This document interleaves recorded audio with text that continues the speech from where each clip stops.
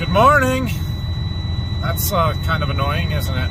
We're sitting in a semi-truck. So, I have got some leftover seed beans down in my seed warehouse. It is the, 15th, 17th? 17th, I think, of July. They are not going to get planted. It is time to get rid of them. So, I don't have a gravity wagon to dump them in, but we're going to take this semi-truck down there, dump them in the semi-truck, take them up to our local elevator and sell them. They're all untreated, so we can sell them just as commodity beans and at least get something out of them that way. So that's first thing on the agenda this morning.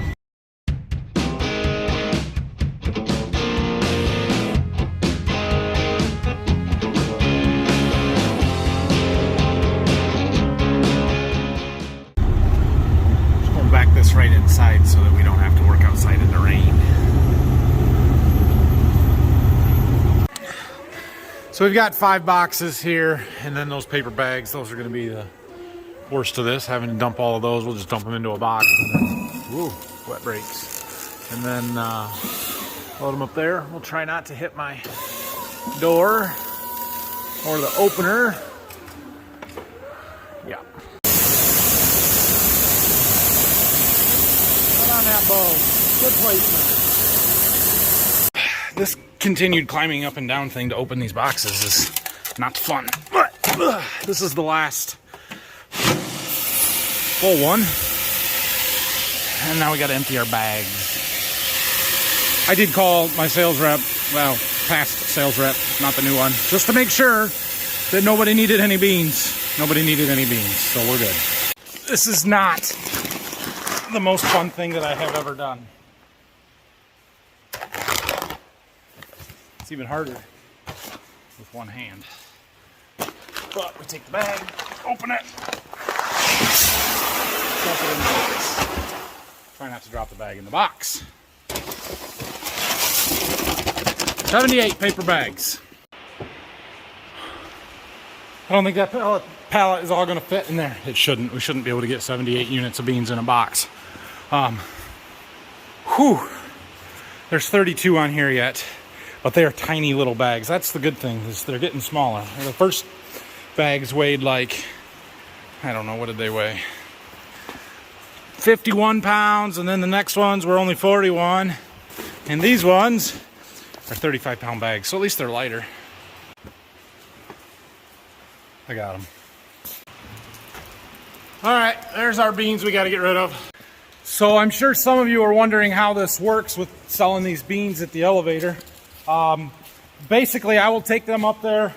They will pay me $13.50 or whatever it is per bushel for those soybeans. Obviously, that's a lot less than what we would have charged for them had they been sold. I would have preferred to sell them, because if I would have sold them as seed, then I would get paid for selling them. As it stands, the elevator will write my seed business a check. I have to send a photocopy of that check to Golden Harvest, who will then deduct it from my commission's earnings later this summer or fall. And basically we just cash the beans out for Golden Harvest. I don't get paid for them. I don't make anything on these beans, but we get to get rid of them.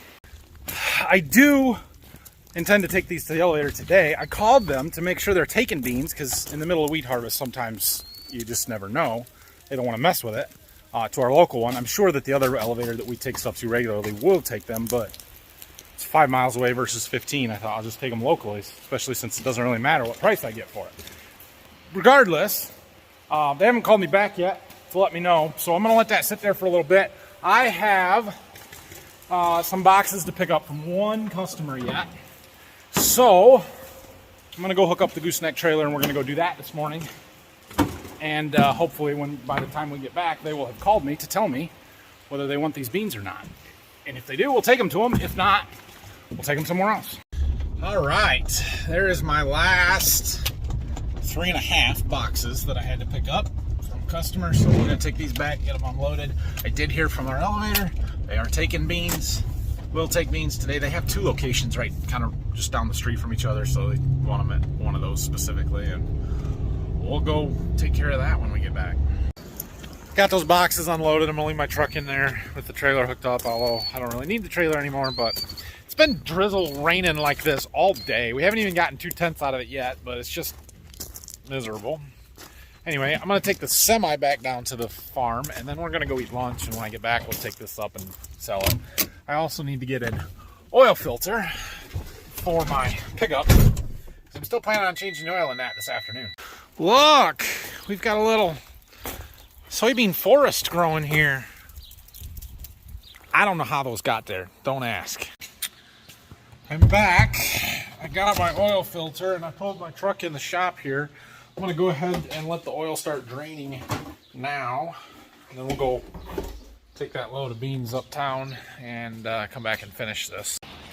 Well, I'm going to get dripped on, but the oil drain looks fairly easy to get to, except for that it's going to drain all over that dang bar. Why?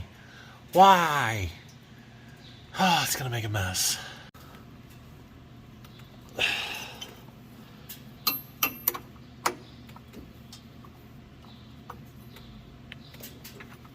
It's hot.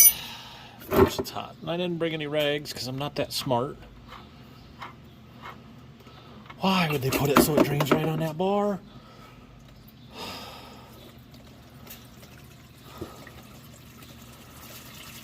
I mean, I guess it'll be fine. Most of it shoots over it. Seems like that drain plug could have went straight down up here, and it would have been just fine.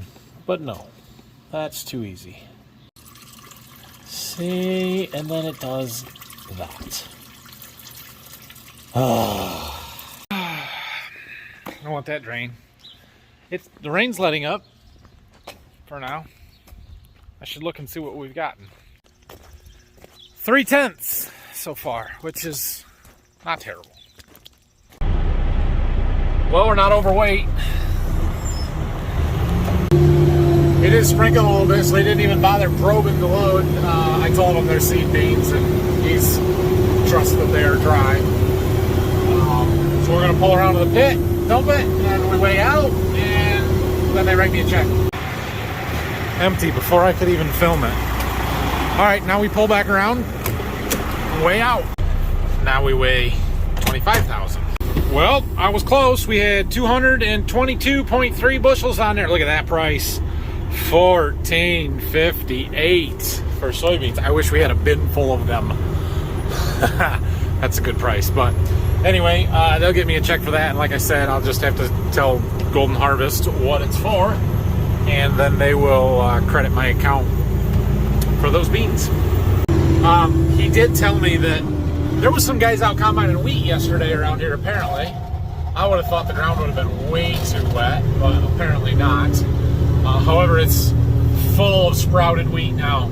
Like bad sprouted quality issues. And test weights are like 50 to 52 pound, where 60 is normal. So it's a bad deal. I'm glad we got our wheat out.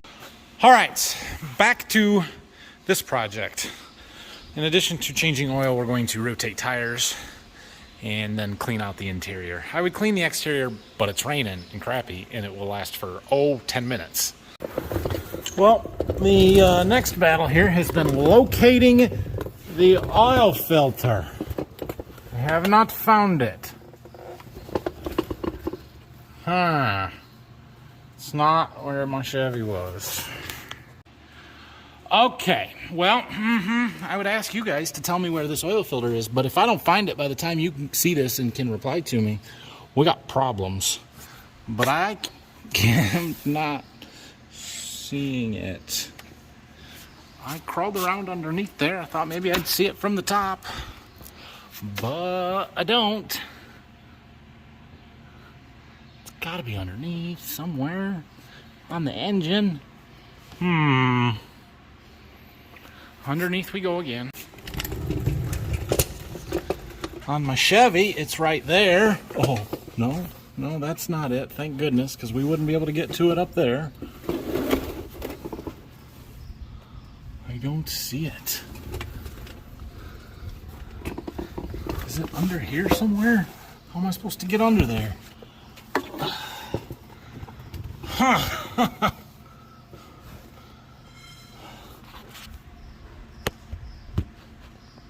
don't see it. Do you guys see it? I don't see it.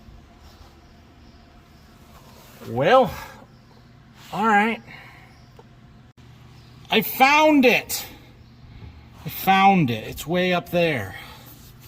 Oh, yep, we can get my hand on it. Okay. I wonder if it would be better to come in from the front of the truck. Or if I took that tire off, maybe. All right, well, at least I know where it is. It's that super convenient place that you can get in and get your hand on to get it loose. Or, you know, get a filter wrench on it to help you get it loose and not get oil all over everything else. It's exactly where it should be. Good job, Ram engineers. So I decided to keep rotating tires, and then when I get that one off, maybe we can get into that oil filter a little easier. So I'm doing this back one, just looking at stuff. I've been just cleaning it up. I got my fluid film out and I'm spraying down. Yeah, there's not much here. I might do the caliper, but just some of the frame stuff. There was some of the arms and stuff up front that I was spraying just to try and prevent any rust. But I found this little electronic doohickey on the brake calipers, which I'm assuming has to do with the electronic parking brakes, and it looks expensive when I have to replace brake calipers. That's what it looks like. Perhaps a truck lift, car lift, should be our next farm purchase. Where is that at? I can't find it. There, all right. I can get to that. No, I can't get to that. Oh, you gotta be. How am I supposed to get a wrench on that? Loosen it. Turns out there was room for a filter wrench, and I think I got it loose. Now, to get it off without spilling oil everywhere. Well, it turns out if you reach in just the right spot up through there, you can get to that filter somewhere, wherever it is, and get the new one on. So that's done. I gotta fish my drain plug out of here and put that back in. All right, now I'm done with the stuff in there, ready to put the tire back on, but I'm gonna, yeah, I gotta hold it, but spray some of this, it's fluid film.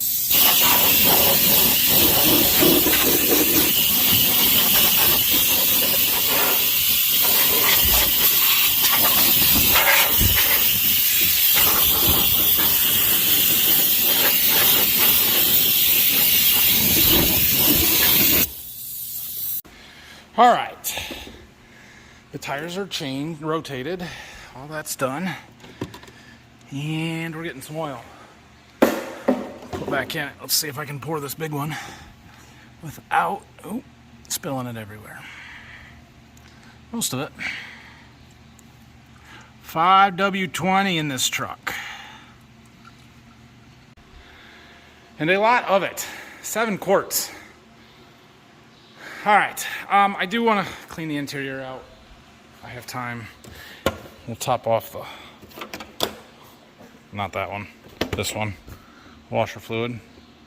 And then we should be good to go. About 10,000 miles on the truck. I've put about 6 on it since I got it. And the oil change light was not on, telling me that it needs to be changed right this minute. But I didn't change it the last time. The dealer that I bought it from changed it before they sold it, and I have no idea what they put in it, and I felt like it was probably a good idea. Well, the 2012 Chevys are definitely easier to service than the 2020 Rams, but I got it. Oil changed, tires rotated, and I got the interior cleaned up pretty nice. I got the dirt off the back of my seats that my boys had gotten from their shoes and stuff. So good to go for another 7,000 or 8,000 miles till the next oil change. Oh, I should reset the computer. I'm gonna head home here real quick, but I'm gonna go down to my house real quick and see how the roofers did today. They were out there all day in the rain.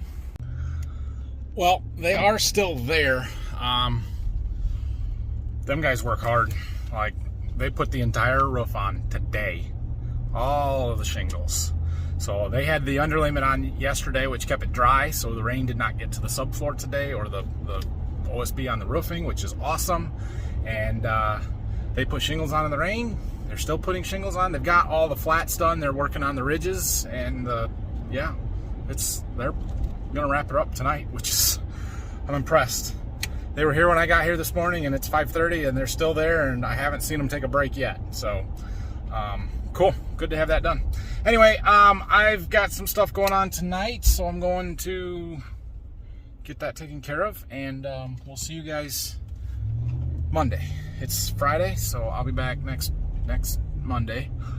The rain is supposed to stop. It's supposed to dry up, and next week my plan is to start spraying fungicide on soybeans. So we'll be back in the fields doing something. I'm hoping to get our corn fungicide sprayed, so we've got to manage all of that deal as well. Lots going on. It'll be exciting. Have a great weekend, everybody. I'm hoping to get to the lake at some point this weekend, so that'll be fun, and we'll see you next week.